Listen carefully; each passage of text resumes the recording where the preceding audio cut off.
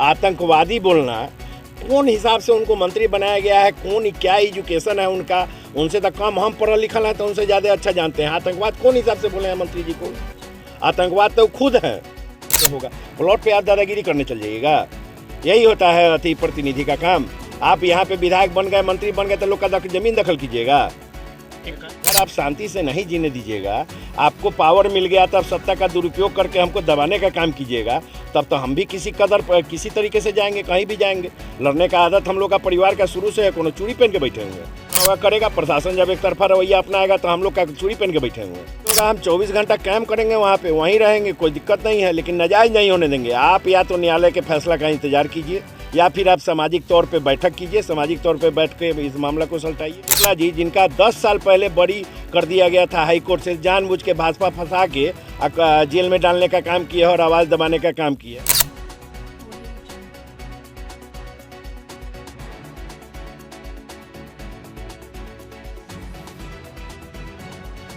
मुजफ्फरपुर जिला के देवरिया थाना अंतर्गत देवरिया चौक का यह मामला सामने आया है, जहां का स्थानीय विधायक राजू सिंह पर ग्रामीणों द्वारा आरोप लगाया जा रहा है कि मंत्री बनते ही वो अपना रौब जमा रहे हैं। वहीं पे पहुंचे आरजेडी प्रत्याशी धीरज शुक्ला ने ग्रामीणों को आश्वासन दिया कि हम आप लोग के साथ हैं, जैसे लड़ना होगा वैसे लड़ेंगे। और वहां पे पहुंचने के बाद प्रशासन से भी उलझते हुए नजर आए धीरज शुक्ला। क्या कुछ कह रहे हैं, देखिए वीडियो को।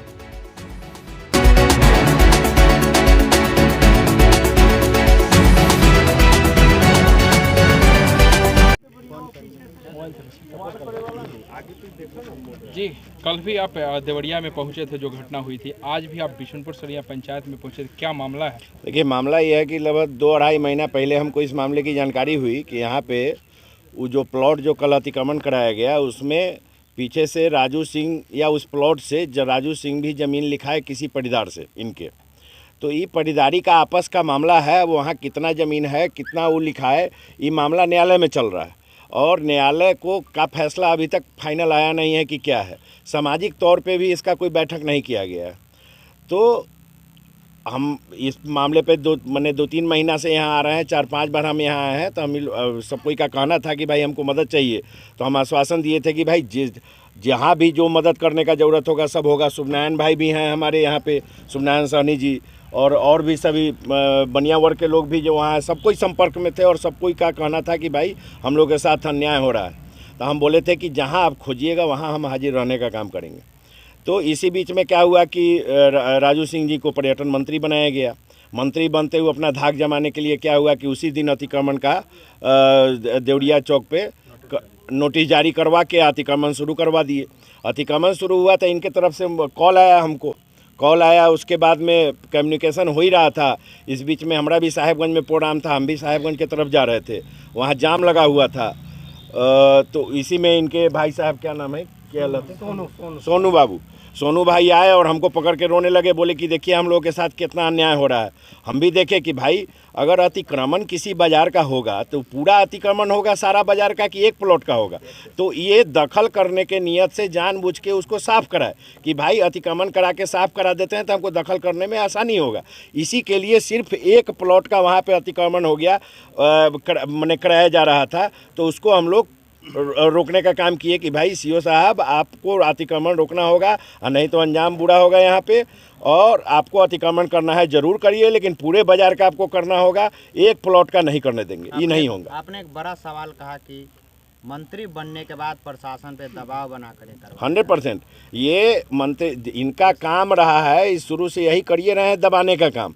ये खाली जंगल राज बोल के ये लोग पार्टी के नाम पे चुनाव जीतता है और पार्टी को भी ये लोग खराब कर रहा है। ये लोग अपने गतिविधि। मुन्ना शुक्ला जी जिनका 10 साल पहले बरी कर दिया गया था हाई कोर्ट से, जानबूझ के भाजपा फंसा के जेल में डालने का काम किया और आवाज़ दबाने का काम किया है। तो ये सारा जनता समझ रही है इस सारे चीज़ को। साहेबगंज से लेके पूरा मुजफ्फरपुर जिला और पूरे बिहार की जनता इस सारी बात को समझ रही है। और आगे पार्टी को इस बात का जवाब मिलेगा चुनाव में, और पुरजोर तरीका से मिलेगा। इस लड़ाई को धीरज शुक्ला कहाँ तक पहुँचाएंगे? एकदम 100% हर अंजाम तक लेंगे। जरूरी होगा हम 24 घंटा कैंप करेंगे, वहाँ पे वहीं रहेंगे, कोई दिक्कत नहीं है, लेकिन नाजायज नहीं होने देंगे। आप या तो न्यायालय के फैसला का इंतजार कीजिए या फिर आप सामाजिक तौर पे बैठक कीजिए, सामाजिक तौर पे बैठ के इस मामला को सुलझाइए। नहीं तो अगर प्रशासन का दुरुपयोग कीजिएगा तो उसमें हम पीछे नहीं हटेंगे। आप दुरुपयोग कीजिएगा तो हम लोग भी जैसे लड़ाई लड़ना होगा लड़ने का काम करेंगे। आपने कहा कि हम पीछे नहीं हटेंगे, प्रशासन फिर आपके ऊपर भी अटैक करेगा। और जो करना होगा करेगा। प्रशासन जब एक तरफा रवैया अपनाएगा तो हम लोग क्या चूड़ी पहन के बैठे हुए हैं? आप हमको, हमरे कहने का मतलब हम कोनो क्रिमिनल तो है नहीं, हम भी बिजनेसमैन हैं। जी हम लोग भी काम धाम करते हैं, शांति से जीते हैं। सबको मन करता है शांति से जीने का, लेकिन अगर आप शांति से नहीं जीने दीजिएगा, आपको पावर मिल गया तब सत्ता का दुरुपयोग करके हमको दबाने का काम कीजिएगा, तब तो हम भी किसी तरीके से जाएंगे, कहीं भी जाएंगे।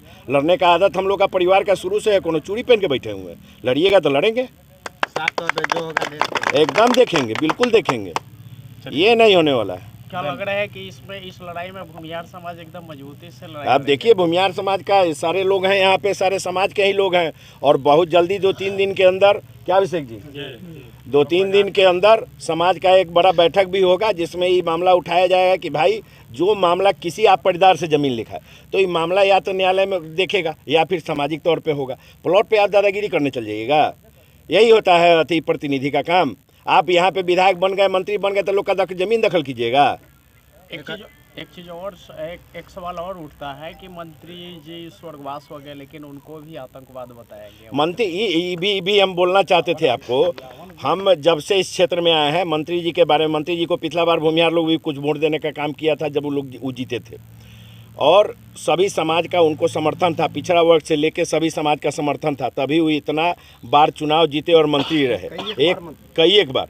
और हर आदमी का अपना प्रतिष्ठा होता है। उसको आतंकवाद, क्या बोले थे, आतंकवादी बोलना, कौन हिसाब से उनको मंत्री बनाया गया है, कौन क्या एजुकेशन है उनका, उनसे तो कम हम पढ़ल लिखल हैं तो उनसे ज़्यादा अच्छा जानते हैं। आतंकवाद कौन हिसाब से बोले हैं मंत्री जी को? आतंकवाद तो खुद है। थैंक्स।